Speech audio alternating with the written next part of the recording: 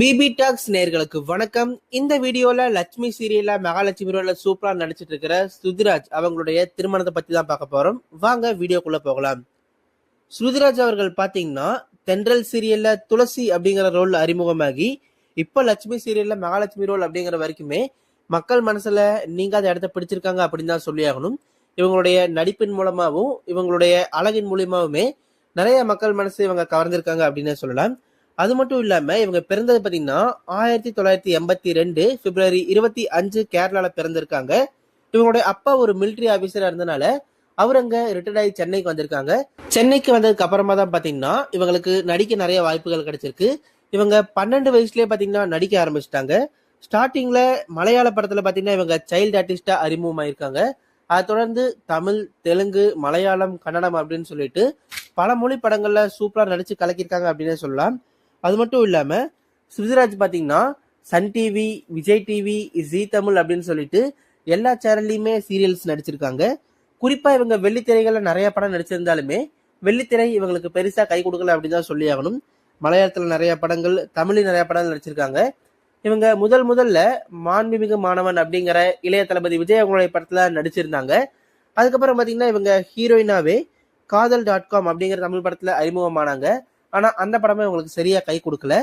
இவங்க ரொம்ப பிரபலமானது அப்படின்னு சொல்லி பாத்தீங்கன்னா தென்றல் துளசி அப்படிங்கிற ரோல் தான் நம்ம குமரன் எடுத்த சீரியல். அந்த சீரியல் 6 வருஷம் சூப்பர் ஹிட்டா ஓடிச்சு அப்படின்னு சொல்லலாம். கோலங்கள் சீரியல்ல ஒரு சின்ன ரோல் பண்ணிருப்பாங்க.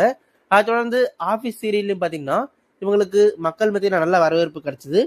முக்கியமா இவங்க நிறைய பேர் எடுத்த சீரியல் அப்படின்னு சொல்லணும் அப்படின்னா அழகு, தாலாட்டு, அபூர்வ ராகங்கள், பிரியமான தோழி, இப்ப லட்சுமி சீரியல்ல பாத்தீங்கன்னா நடிச்சு கலக்கிட்டு இருக்காங்க அப்படின்னு சொல்லலாம். சமீபத்துல இவங்களுடைய சோசியல் மீடியா பக்கத்துல இவங்க திருமண கோலத்தில் இருக்கிற மாதிரியான புகைப்படங்களை வெளியிட்டு இருந்தாங்க. அதை பார்த்து நிறைய ரசிகர்கள் உங்களுக்கு கல்யாணமா, மேரேஜா, எங்ககிட்ட சொல்லவே இல்லை அப்படிங்கிற மாதிரி சொல்லியிருந்தாங்க.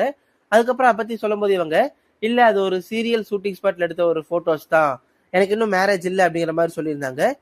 அது மட்டும் இல்லாம சமீபத்துல கொடுத்த இன்டர்வியூல கூட எனக்கு மேரேஜ் பண்ணணும்னு ஆசை இருக்கு, ஆனா நான் சரியான நபருக்காக வெயிட் பண்ணிட்டு இருக்கேன். எனக்கு இப்ப 40 வயதுக்கு மேல ஆச்சுதான், இருந்தாலும் சரியான பொருத்தமான நபர் கிடைச்ச உடனே நான் கல்யாணம் பண்ணிடுவேன்.